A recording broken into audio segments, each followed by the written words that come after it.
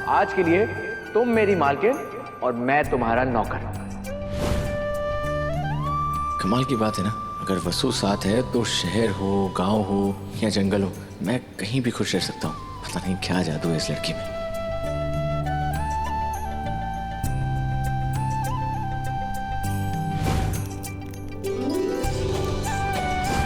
जानू कि देव सर ने कहकर जताने की आदत ना है, पर इशारों इशारों में अपने दिल के एहसास मारे तक पहुंचा ही देवे।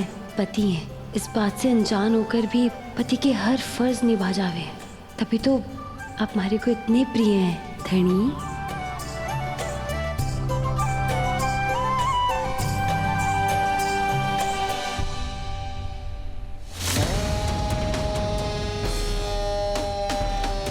इस बार तो देवांश सिंह चौहान मौत के चंगुल से बच गया, लेकिन मैं तुम्हें ज्यादा दिनों तक जीने नहीं दूंगी। तुम्हारी जिंदगी की उल्टी गिनती शुरू हो चुकी है। टू बी पतिदेव।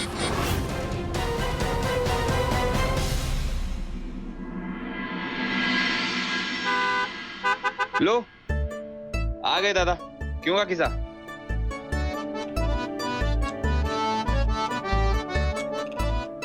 दादा थैंक गॉड यार, दादा आप ठीक हो? वसु ठीक हो?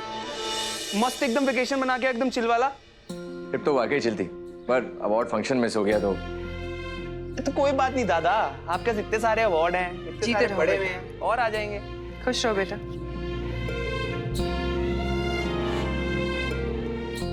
I'm sorry मासा, I know हम सबके जंगल में खो जाने की वजह से आप सब बहुत परेशान थे। कोई बात नहीं देव, मेघा, आज बहुत ही खास दिन है। खास दिन है मतलब? कुछ ही देर में सबको पता चल ही जाएगा। आओ वसुधा, मंदिर में माता रानी के चरणों के नीचे कुछ रखा है, लेकर आओ।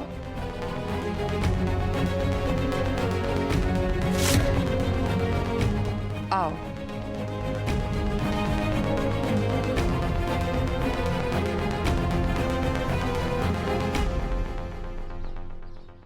आज तो नौकरानी का भांडा फूट के ही रहेगा। फिर नौकरानी की देवी हुकुम खुद उसका हाथ पकड़कर उसे घर से बाहर निकाल देवेगी और मैं खड़ी होकर तालियां बजाऊंगी। अरे चलिए चलिए अंदर चलिए, तमाशा देखने चलिए।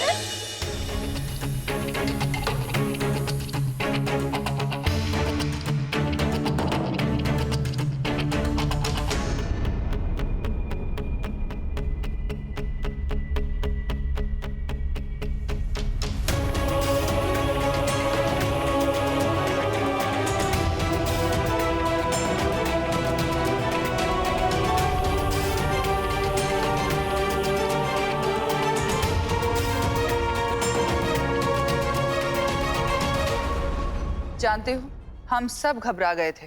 हम खुद फार्म हाउस आने वाले थे। मासा, आई एम रियली सॉरी, मेरी वजह से आप सब परेशान हो गए थे। लेकिन मासा, हम जंगल में भी बिल्कुल सेफ थे। ये माता रानी की कृपा है जो सब ठीक रहा। मासा, ठीक रहने के पीछे एक और कारण है। वसु। मासा, मैं तो पहली बार जंगल गया था, तो मुझे तो वहाँ रास्ता ढूंढना भी नहीं आता था। वो तो वसु साथ थी, इसलिए सब मैनेज हो गया। नहीं तो पता नहीं मैं वहां से सही सलामत लौटकर वापस आता भी या नहीं। और मासा, सबसे इंटरेस्टिंग बात, आपको पता है वसु का पेड़ पौधों से एक अलग ही रिश्ता है। ऐसा लगता है जैसे वो उन्हें समझती है और वो उसे। और मासा, पूरे जंगल में वसु ने मेरा बहुत ख्याल रखा। अपने हाथों से चुन चुन कर मेरे लिए फल लाई, मेरे सोने के लिए घास का बेड बनाया। मासा, वसु ने एकदम बच्चे की तरह मेरा ख्याल रखा है। आग में घी डालने का काम तो भारा है, पर आज तो लागे है देव ही यो काम कर देवेगा। बेचारी वसुधा।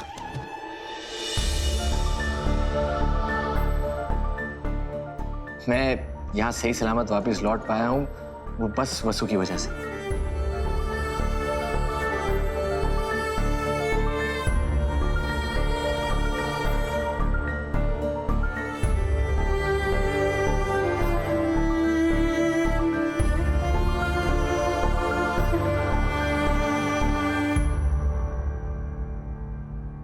मैम, मुझे आपसे अकेले में कुछ बात करनी है।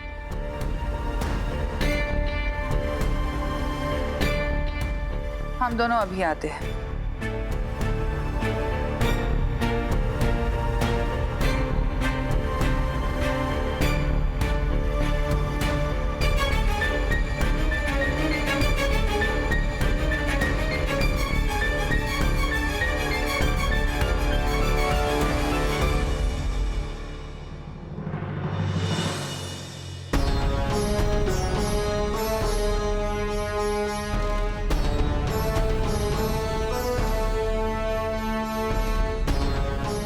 बैठो।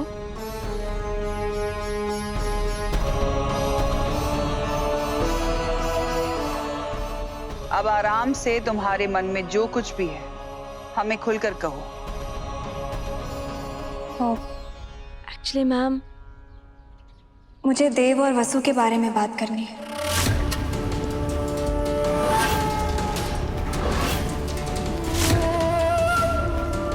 मैम, वसु बहुत ही प्यारी लड़की है। उसने देव का इतने अच्छे से ख्याल रखा कि मुझे तो कुछ करने की जरूरत ही नहीं पड़ी।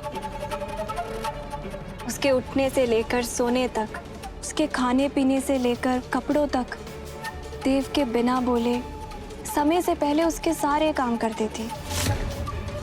कोई बाहर वाला इन्हें देखे तो शायद धोखा खा जाए। वसु देव की पत्नी है। मैम, आप मुझे प्लीज गलत मत समझिएगा। मैं इन दोनों की दोस्ती की बहुत इज्जत करती हूँ और ऐसे दोस्त बहुत नसीबों से मिलते हैं। और इसीलिए मैं वसु को एक सरप्राइज गिफ्ट देना चाहती हूँ, ताकि उसे भी तो लगे कि हम उसकी कितनी कद्र करते हैं। यही समझ और संयम तो चौहान परिवार की बहू में होना चाहिए। मेघा की जगह कोई और होती तो देव और वसुधा की दोस्ती पर सवाल उठाती, पर इसे हमारे देव पर कितना भरोसा है। वसुधा के लिए हम तोहफा तो खरीदेंगे ही, लेकिन फिलहाल तुम्हारे लिए एक तोहफा है। मेरे लिए? क्या मैम? अंदर चलो, सब पता चल जाएगा। आओ। मासा ने मेरे लिए कोई सरप्राइज प्लान किया है क्या? हाँ हाँ, बहुत बड़ा सरप्राइज है जो वसुधा के हाथ में है ना, वही।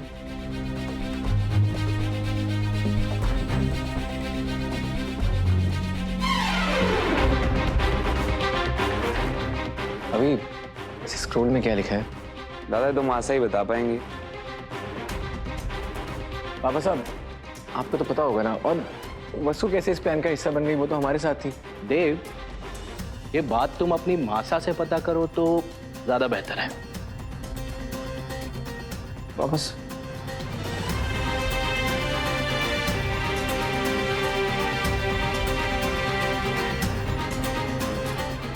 माँ साहब तो बता दीजिए ना क्या सरप्राइज है। मुझसे और वेट नहीं किया जा रहा है।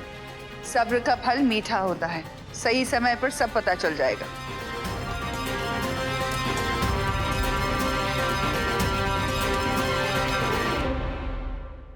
इसी सही समय का तुम्हारे को कब से इंतजार था। इस नौकरानी को खबर भी ना है कि उसके हाथों में एटम बम है, जिसके फटते ही इस घर में उसके यादों के सिवा और कुछ भी ना रह पाएगा।